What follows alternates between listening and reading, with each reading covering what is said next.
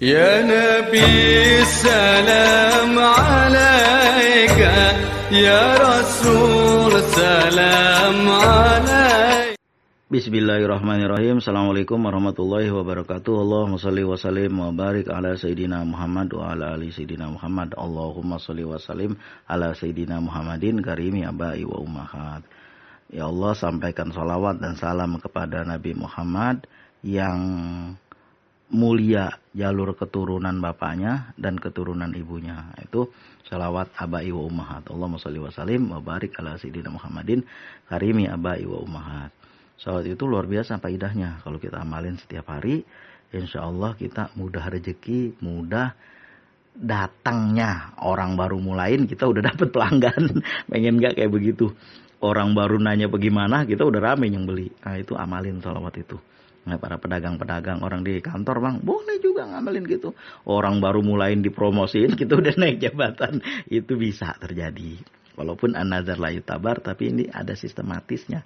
Kalau kita amalin setiap hari secara kontinu, istiqomah, insya Allah doa-doa kita akan mudah dijabah oleh Allah. Karena saya membaca dan mendengar dari guru yang membacakan kitabnya, beliau menyebutkan salawat ini adalah salawat yang berkah untuk kemudahan rezeki kita dan istilahnya kocoran rezekinya ngocor aja begitu kan. Istilahnya ngrojog aja, kalau orang Betawi bilang tuh ngrojog apa, ngalir terus dengan kecepatan tinggi. Begitulah kira-kira. Dulu di dalam satu peperangan di zaman Rasulullah, ketika peperangan itu udah dimenangi kaum muslimin, maka tertinggallah ghanimah. Apa itu? Harta-harta yang ditinggalkan musuh lalu diambil. Namanya ghanimah, harta rampasan perang. Termasuk juga ada budak-budak, ada tawanan, ada pedang, ada. Kan orang zaman dulu pergi perang bukannya bawa makanan doang, dia juga bawa harta. Bawa harta juga. Nanti mungkin untuk kepentingan dia di tengah peperangan. Nah, diambil oleh kaum muslimin karena ghanimah itu halal. Nah, setelah itu dibagi-bagi. Ketika ghanimah dibagi sama pasukan perang yang ikut perang pada saat itu, kayak kita kalau sekarang mah motong korban, lalu orang yang panitia korban tuh ada yang bagian nyuci kulit, ada yang bagian beresin isi perut, motong, narik sapi, semuanya dapat.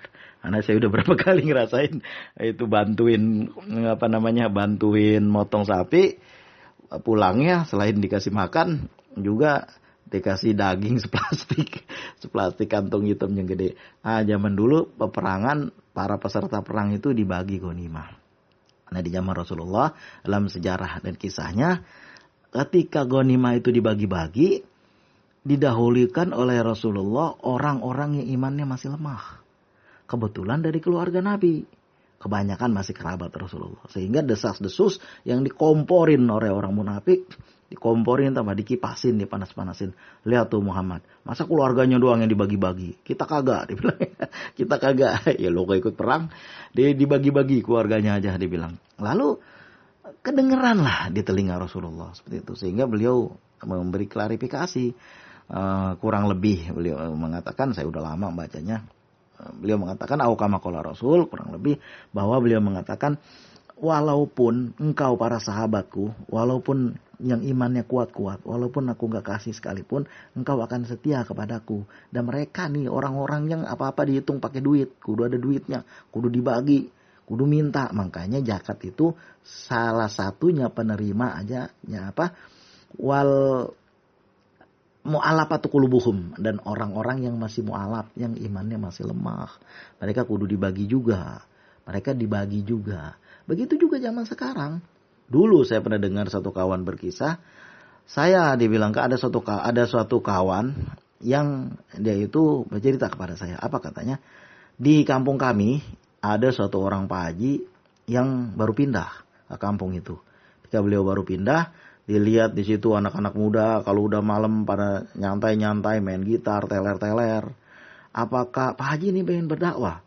Bagaimana cara berdakwahnya Pak Haji itu? Apa aja datengin, lalu anak muda pada diomelin, "Weh anak muda, ngapain lu pada main gitar? Ke masjid, ke masjid." Termasuk neraka lu. Kalau ada kayak begitu, yang ada Pak Haji dilempar sama anak muda tuh pakai botol. Jadi gimana cara Pak Haji? Dia bilang sama orang yang asli kampung situ, yang bantu-bantu rumah Pak Haji, dia bilang, nanti malam tolong anak-anak muda suruh pada kemari malam Jumat. Ngapain Pak Haji? Datang makan di sini, bilang. Kagak ngapa-ngapain, udah makan doang, datang makan, udah habis itu pulang. Iya Pak Haji. Kagak ada tahlilan Pak Haji, ngaji-ngaji. Enggak ada, datang makan aja udah habis itu pulang. Biar piring nanti Pak Haji yang cuci dengan banyak pembantu nih, dibilang. Nah, kemudian paginya, pagi Kemis, malam Jumat kan, pagi Kemis istri Pak Haji udah belanja ke pasar. Belanja daging, belanja ayam, belanja macam-macam lah. Bahan makanan yang enak-enak. Dimasak dengan para pembantunya, orang-orang yang membantu beliau. Nah, kemudian setelah matang semua dihidangkan. Habis sisa, anak-anak muda yang pada mabuk itu diundang semua sama Pak Haji, suruh datang ke rumah. Suruh ngapain? Lu semua suruh datang sama Pak Haji, ke rumah Pak Haji, suruh makan, dibilangnya. Jangan ngomong kalimat lain, bilang aja suruh datang, suruh makan, bilang Pak Haji. Bener nih, iya. Ntar gue suruh ngaji lagi. Kagak, suruh makan doang. Kalau disuruh ngaji, gue tanggung jawab, dia bilang. Akhirnya pergilah. Assalamualaikum, waalaikumsalam. Ayo masuk, silakan, akan sendok. Makan terus, makan. Langsung makan. Tuan rumah nyuruh langsung makan. Habis makan, ya udah pada kenyang. Kalau udah mau pulang, ya silakan pulang. Pak Haji, kami pamit dulu. Ya silakan. Malam Jumat besok, begitu lagi. Sampai beberapa malam Jumat, anak muda udah keenakan di situ. Akhirnya, begitu malam Jumat keberapa, udah datang Pak Haji. Masa kami tiap hari datang, tiap Jumat datang kemari makan doang. Emang nggak ada apa nasihat-nasihat agama biar kami jadi anak muda yang beriman. Dia minta sendiri. Ya Pak Haji nggak bisa pesen apa-apa. Cuma malam Jumat besok insya Allah datang, kita makan, kita ngopi. Nah, nanti mungkin insya Allah panjang umur, Pak Haji akan kisahkan suatu kisah yang insya Allah mudah-mudahan bisa mengubah keharian kita sehari-hari yang masih nganggur. Mudah-mudahan bisa cepat kerjaan. Nah begitu. Ya yang nggak sholat, pada sholat. Payah anak muda pada ngomel nanti. Bukan kayak gitu caranya. Kasih dulu dia. Apa itu keenakan buat dia. Iya Pak Haji, bilangnya. Udah pulang malam Jumat besoknya. Pada datang itu lebih banyak lagi yang datang. Enak rumah Pak Haji. Kita cuma suruh makan doang. Tapi kan kita malu. Dia bilang, ya udah nggak apa-apa kita dengerin ceramah. Sebentar aja. Dia minta sendiri. Lihat cara berdakwahnya. Orang-orang kan begitu. Kalau kita udah bagi baru juga pada mau. Nah begitu juga kan Sunan Kalijaga, para wali-wali yang mendakwakan Islam di sini. Dulu itu beliau-beliau itu nggak langsung menghapus. Ini nggak boleh, itu nggak boleh, nggak dikasih nih. Bukan kayak gitu dulu caranya. Dulu langgar itu orang Betawi itu. Kalau di kampung kan di Betawi zaman dulu. Sekarang udah nggak ada kampung lagi mungkin. Jadi di Betawi itu musola, tempat sholat yang nggak dipakai untuk sholat Jumat tapi sholat jamaah. Maghrib, subuh, johor, asar, isya. Itu namanya langgar. Kalau di Betawi, langgar. Langgar itu ubahan dari kata sanggar. Sanggar itu tempat ibadah pemujaan buat agama buat agama yang udah ada sebelum agama Islam di Nusantara ini. Khususnya di Pulau Jawa. Diubah sama Sunan Kalijaga menjadi langgar. Tadinya sanggar biar deket. Lalu yang saya baca di dalam beberapa buku itu orang-orang agama sebelum itu kan sukanya bangunan-bangunan tinggi itu kan. Bangunan-bangunan tinggi itu dibikinlah di depan masjid namanya gapura. Gapura itu berasal daripada goparo, ampunan. Jika kamu masuk ke dalam sini maka kamu akan dapat ampunan. Kenapa? Masuk ke dalam masjid. Minta bertobat kepada Allah. Jadi kamu dapat ampunan. Goparo, gapura. Goparo, ampunan. Lalu ketika zaman dulu kan hiburan belum banyak. Nah kayak sekarang hiburan di mana ada. Di depan rumah kita juga ada. Oh zaman dulu hiburan cuma topeng monyet. Ya keliling-keliling. Sekarang mah di mana-mana ada hiburan. Dari HP kita mau hiburan apa juga ada. Nah, jadi zaman dulu hiburannya wayang kulit. Maka orang-orang wayang kulit kan wayang golek, wayang kulit itu kan wayang kulit terutama ada jagoannya, bertarung-tarung kayak zaman kita lah, ada penjahatnya, begitulah. Ada siapa namanya? Ada Durga, Wibisana, ada macam-macam lah itu. Lalu dibikinlah yang suatu satria yang gak kalah-kalah. Pokoknya dia kalau berantem sama siapapun, bertempur dengan ajian apapun, dia gak pernah kalah. Siapa itu? Suatu satria yang punya jimat. Zaman dulu kan orang sukanya jimat. Apa tuh jimatnya? Jimat kalimosodo namanya. Kalimat syahadat, 2 kalimat syahadat. Ini baca, ikuti, amalkan, yakini. Jimat kalimosodo, kamu gak akan kalah di dunia dan di akhirat. Kurang lebih begitulah. Kagak langsung frontal. Kalau frontal, ya ketika Islam dikembangkan, disampaikan oleh Rasulullah, enggak langsung dilarang itu minuman keras. Orang Arab udah jadi budayanya zaman dulu, bukannya minum lagi, tapi mandi pakai khamr. Nah begitu yang pada saya dengar, mandi pakai khamr itu. Khamr, judi, mengundi nasib dengan panah. Namanya bukan judi zaman dulu, tapi mengundi nasib dengan panah, ya sama aja. Itu enggak langsung. Mula-mula kan jangan dekati sholat tuh antum sukaro. Jangan dekati sholat ketika kamu sedang mabok. Sholat berapa kali satu hari? 5 kali sholat wajib. Begitu mau mabok udah waktu sholat. Jangan mabok dulu. Udah mau waktu sholat. Biasanya mabok itu dimulai setelah isya. Setelah sholat isya. Orang Arab masih senang gituan itu. Lalu lama-lama dilarang. Innamal khomru wal maisiru wal ansobu wal ajlamu rijsun. Dilarang total. Kagak boleh. Yang tadinya nggak ada larangan langsung, tapi jangan deketin sholat ketika kamu antum sukaro. Lama-lama jadi tegas aturannya. Apa itu?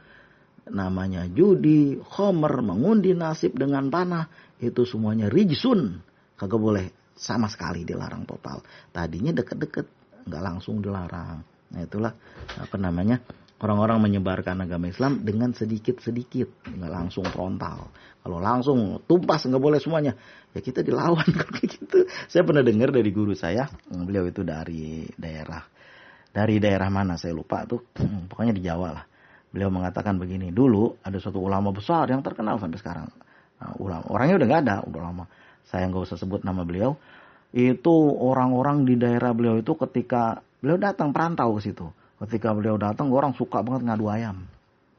Setiap hari itu laki-laki senang banget ngadu ayam itu. Pokoknya ngerjainnya ngaduin ayam aja tuh. Ayam diadu. Lalu datang beliau. Beliau juga duduk di situ. Ngeliatin orang ngadu ayam. Lalu beliau juga ikut ngadu ayam. Ntar kalau misalnya ayam, orang kan taruhan. Orang taruhan nanti kalau misalnya ayam saya kalah, saya ikut kamu. Tapi kalau misalnya ayam saya menang, kamu ikut saya. Nah, ya ngapain tuh? Ya sholat, ke masjid, sembahyang, ke langgar, sembahyang, berbuat baik. Ya boleh itu gampang. Akhirnya ayamnya nggak pernah kalah-kalah. Menang terus. Pak, kenapa, Mbah, kenapa ayamnya nggak pernah kalah? Ya karena ayam saya ini ada jimatnya. Apa itu jimatnya? Itu tadi diajarin kebaikan. Gitu, nggak langsung, nggak frontal. Semua ada tahap-tahapnya. Nah begitu juga kita. Kalau kita mau berubah, ada tahap-tahapnya. Nggak langsung. Dulu saya pernah kan diajak sama kawan saya. Kemana itu? Ke suatu daerah di ujung barat banget. Dari kota Banda Aceh ini. Ke barat lagi. Ke arah barat. Lalu di situ saya pagi-pagi sekali. Itu masih jam 7-an lah kira-kira. Kalau di sini kan jam 7 masih pagi banget. Masih remang-remang. Jam 7. Karena pesawat Garuda aja baru terbang jam 7 pagi-pagi pada zaman itu. Kalau dari Jakarta kan ke sini 6:30 karena udah terang. Tapi kalau di sini jam 7 baru terbang. Jadi waktu itu saya lihat kok ini laut pantai ini indah banget. Airnya jernih ke bawah-bawahnya kelihatan. Apa yang saya lakukan? Langsung saya buka baju. Cuman pakai celana training doang langsung. Dan trainingnya dari itu yang dari plastik kan ada tuh. Langsung lompat ke air. Kawan saya mau nyegah. Salah aja. Udah cabur duluan saya ke air itu kan. Apa yang saya rasakan? Dada saya seperti tertekan. Sakit bener ya Allah. Sakitnya luar biasa. Aduh Is. Kenapa? Aduh dada sakit sekali. Langsung ditarik sama dia. Apa dia bilang? Itu saya nunjuk ke bawah. Itu apa? Duit saya pada lompat ke bawah air. Mula-mula dikejar sama si Is yang 100.000. Kemudian 50.000. Kemudian 20.000. Kemudian 10.000. Atas Is. Aduh ini ambil dulu yang 100.000. Takut ke bawah jauh. Jadi dia bilang nggak boleh kayak begitu. Kalau kita mau masuk air. Peregangan dulu. Peregangan, pemanasan. Baru nanti kita masuk sedikit-sedikit. Bukan langsung kecebur segitu. Untung nggak ngapa-ngapa. Dia bilang. Nah begitulah saya juga ngambil pelajaran dari situ. Sesuatu itu nggak boleh langsung frontal. Dikit-dikit kita bangun bawahnya dulu, pondasinya yang kuat, lalu atasnya, tilangnya, baru ada atapnya. Usikum wa nafsi bitaqwallah. Kita juga ngamalin amalan kita, sholawat kayak apapun kita amalin sedikit-dikit dulu. Sedikit. Makanya ada orang yang bisa mampu mengamalkan sholat Jibril 50.000 kali sehari. Sholawat Nabi 10.000 kali sehari. Salat Ibrahimiyah 1.000 kali sehari. Orang ada bilang, apa nggak berlebih-lebihan, nggak tidur? Ya karena udah biasa. Karena udah dari dulu, dari masih kecil-kecil udah dibiasain. Dari masih pesantren dibiasain. Dulu baca salawat nariyah, baca salat nariyah malam Jumat doang. 100 kali. Setelah itu membaca hasbunallah ni'mal wakil. Lalu membaca astagfirullahaladzim 100 kali doang. Lama-lama naik sampai 4.444 kali. Pernah juga ngamalin. Kenapa ya? Karena udah biasa. Membaca surat Al-Waqiah mula-mula sekali sebelum maghrib. Lalu surat Tabarok udah sebelum maghrib. Lalu lama-lama naik sampai membaca 41 kali. Itu dalam 1 kali duduk. Karena udah biasa. Itu juga gitu. Makanya Rasulullah mengajarkan kita untuk sholat malam yang ringan dulu. 2 rakaat dulu. Kalau kita langsung, saya mampu kok sholat malam 12 rakaat langsung. Ya iya mampu. Cuma sekarang. Besok seminggu sebulan lamanya udah kecapean. Udah kejoprak, kecapean, malas. Akhirnya gak sholat sama sekali. Makanya Rasulullah mengajarkan ringan dulu. 2 rakaat dulu. Nanti kalau sanggup dia 2 rakaat lagi. Semampu kita. Sedikit-sedikit. Nah, begitu juga usaha kesuksesan datang sedikit-sedikit. Dia nggak langsung. Buat orang pada kebanyakan kita ini begitu memang sedikit-sedikit. Dulu mula-mula yang saya rasain orang tua mula-mula jualan. Dikit-dikit. Lalu dari hasil jualan itu yang penting dijualan apa? Kue timus. Lalu singkong. Lalu opak. Dikit-dikit lalu dikumpulin duitnya. Beli mesin tepung beras. Giling beras. Kemudian giling beras. Bisa beli emas. Beli emas dulu. Beli emas. Kemudian emas dikumpulin dijual, bisa kebeli tanah.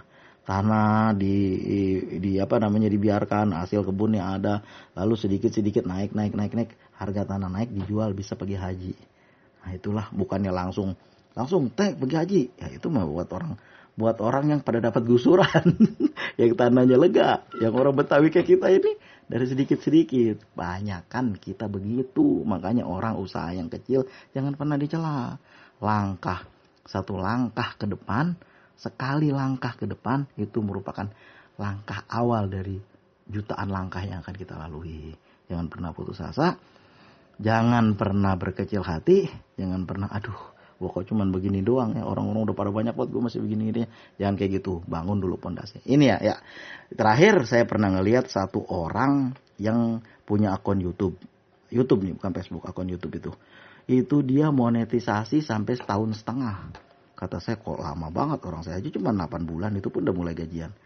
Ternyata saya nggak tahu. 1,5 tahun itu dia menanamkan algoritma dia itu udah terbaca. Sehingga sekarang coba tengok. Penontonnya setiap hari puluhan ribu, asal dia ngupload ribuan, setiap hari dia ngupload tuh tetap penontonnya ribuan. Kenapa? Karena udah terbaca algoritmanya, udah kuat pondasinya.